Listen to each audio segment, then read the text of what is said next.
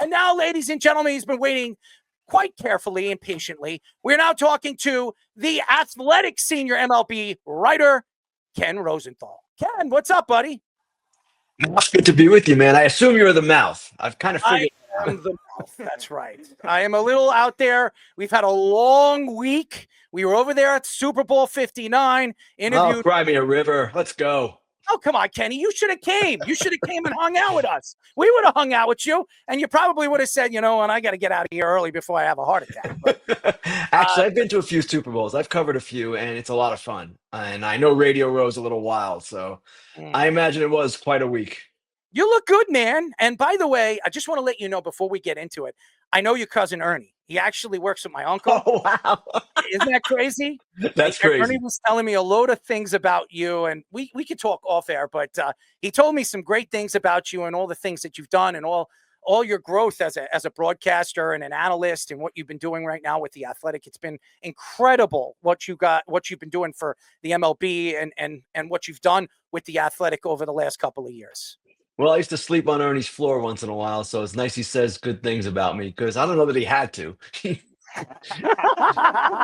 did tell me that, by the way. You were living at his house for a little while, but let's get into it. It's been a quite a unique offseason for the New York Yankees and New York Mets.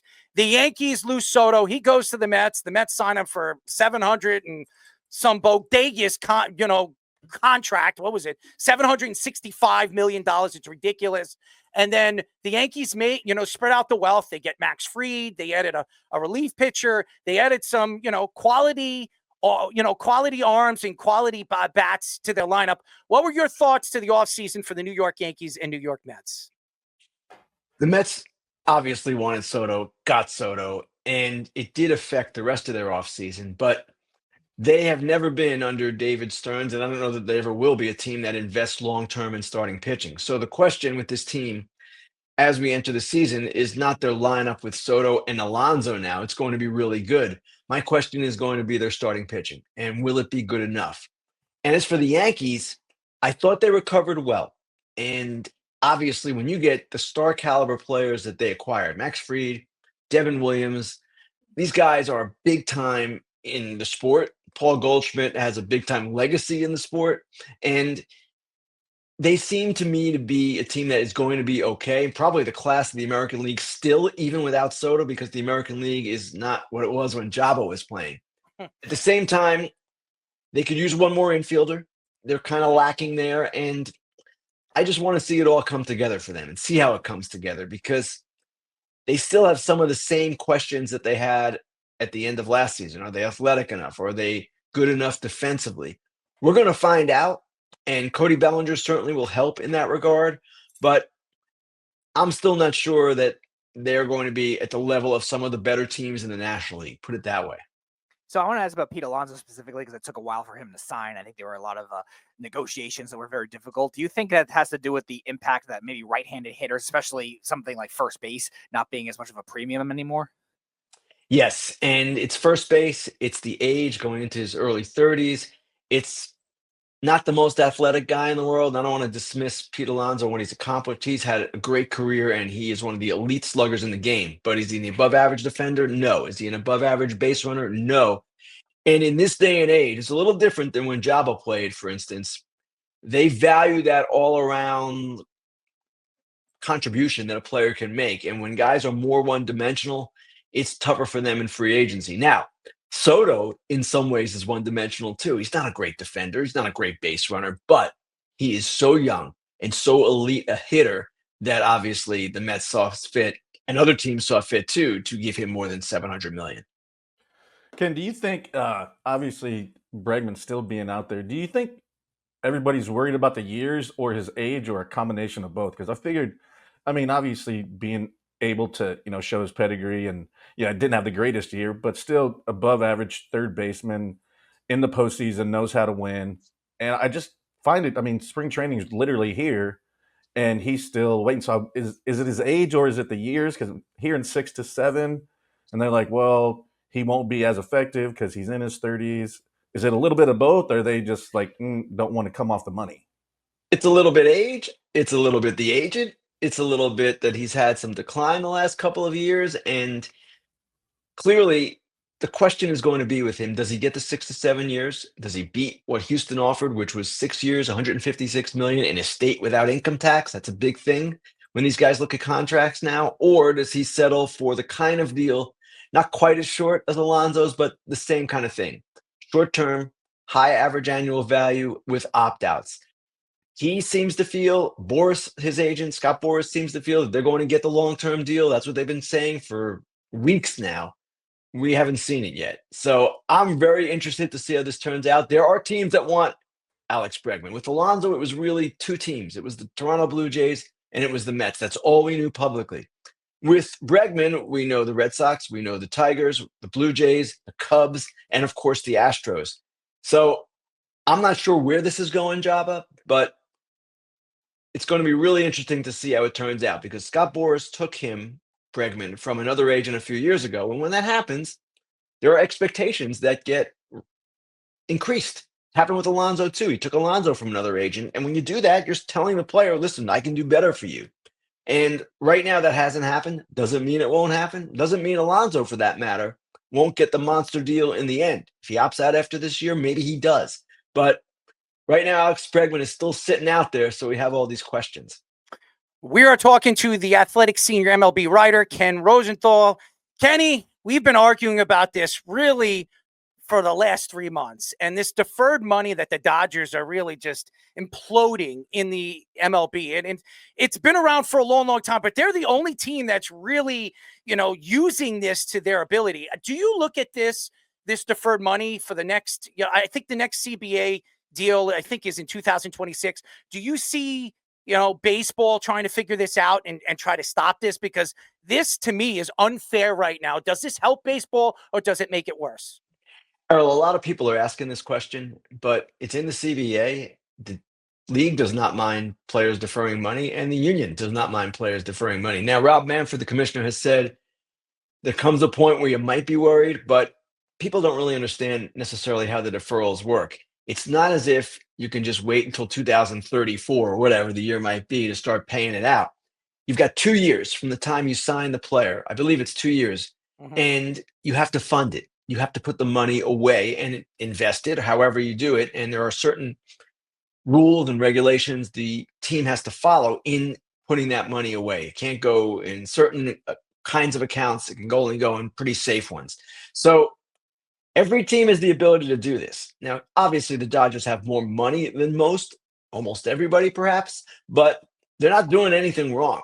Now, might the Dodgers and their spending force this big issue in the CBA? Is that an excuse the other owners are going to use to complain that they need a salary cap? That could be. I can see that happening, but it won't be over the deferrals per se. It will be over their overall spending.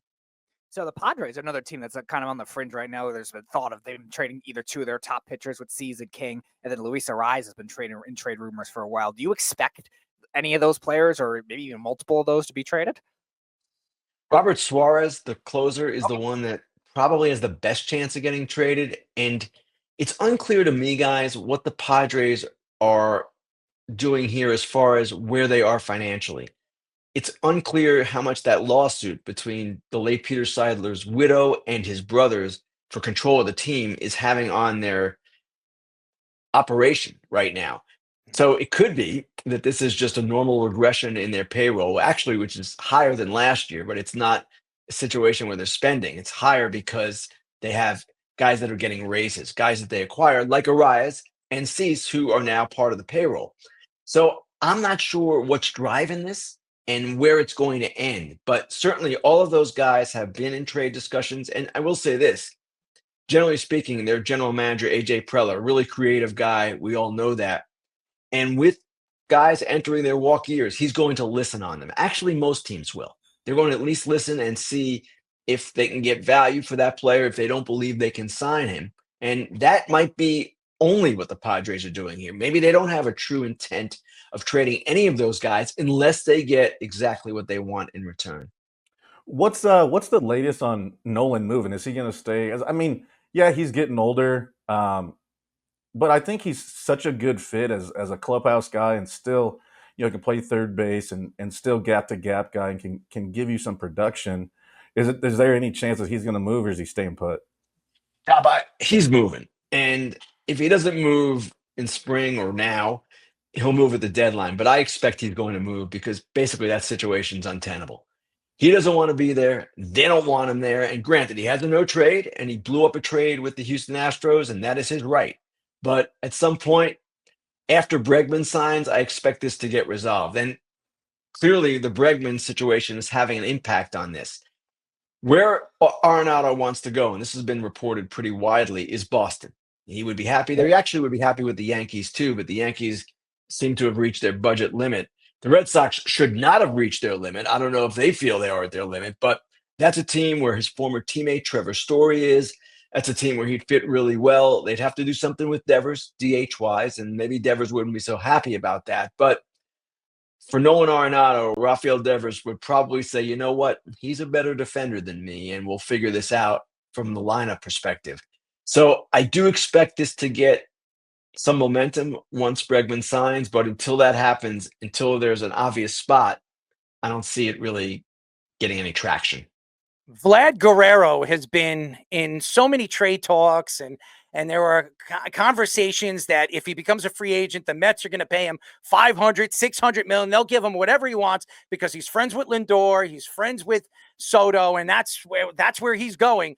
What are your thoughts? Do you think Vlad gets traded in the middle of the season at the trade deadline, or does the Blue Jays hold on to him and try to re-sign him at the end of next season?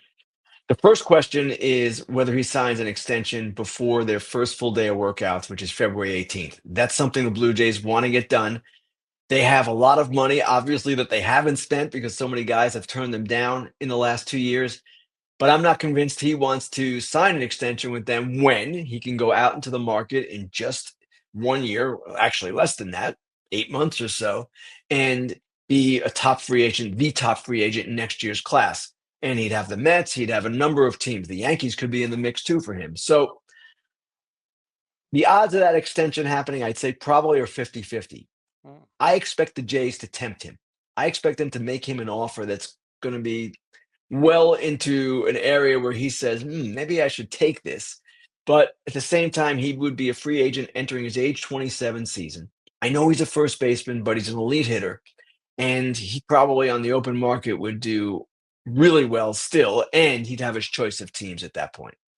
The Cleveland Guardians. What are your thoughts to them? They trade Josh Naylor, Lane Thomas a year after they make the ALCS. Where do they go from here? And do you think that their payroll, another team that is lower on the list, do you think they could still make it? They're a really interesting team always because they operate under pretty severe financial restrictions. Their owners do not spend all that much.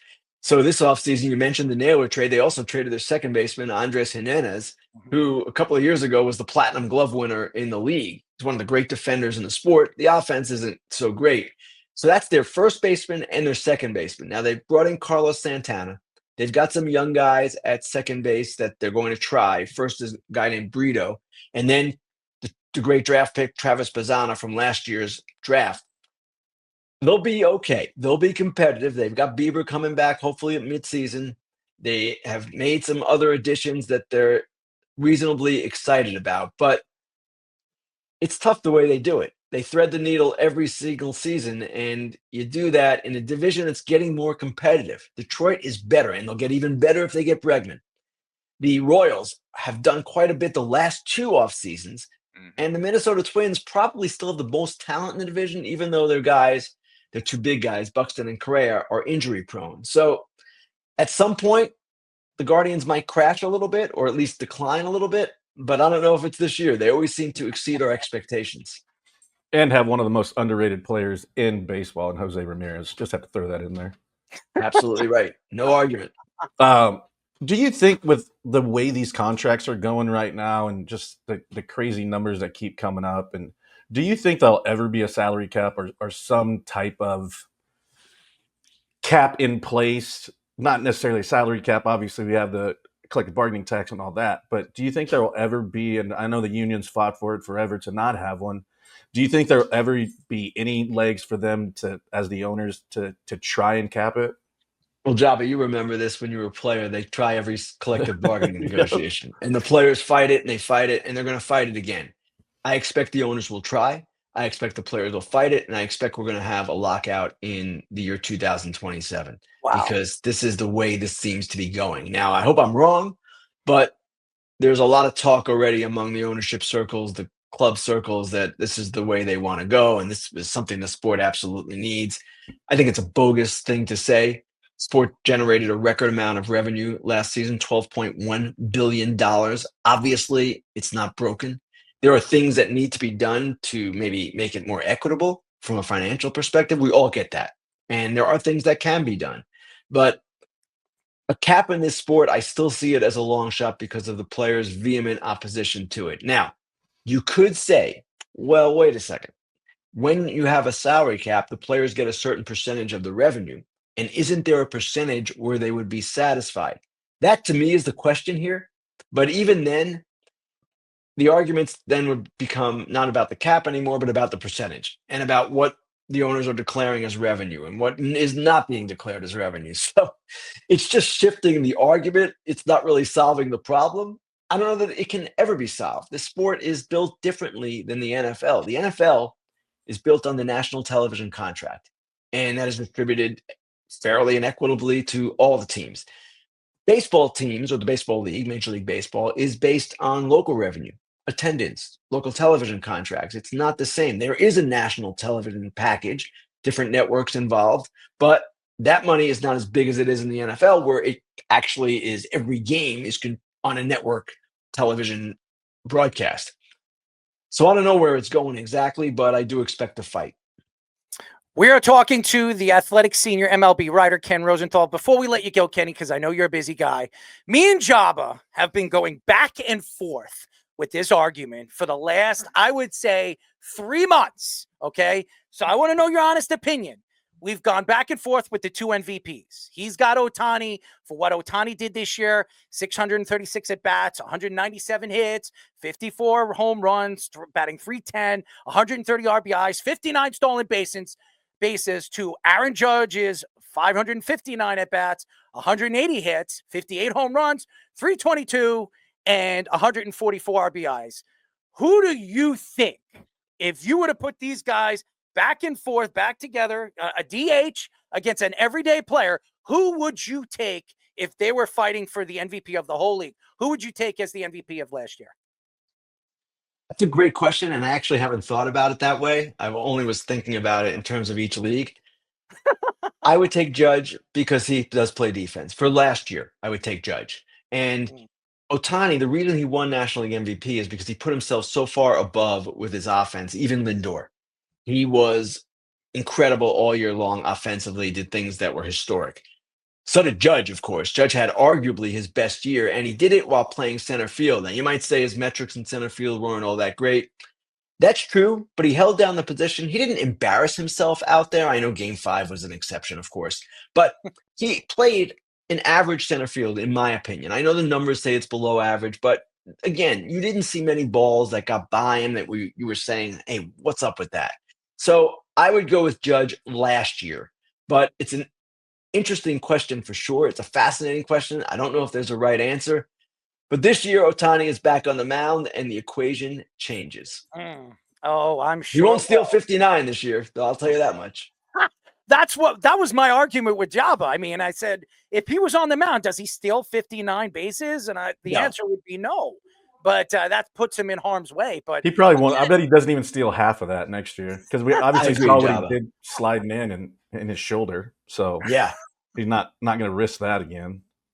Kenny, you're awesome, man. And we definitely got to get you on more often. You do such a great job with The Athletic. I check out all your stuff. And like I said, Ernie's been telling me, he's like, this guy, you got to get him on the show. He's funny. He's outgoing. He knows his stuff. You're the best, obviously. We all know what you do for the MLB, and you're on every single show. You go on the Pat McAfee show. You're on every single show. So we're just happy to have you on. Jabba told me that you guys were talking and that you would be honored to come on, and we're very happy to have you on, man. You're fantastic. All right, thanks, guys. Thanks for having me. Thanks, Ken.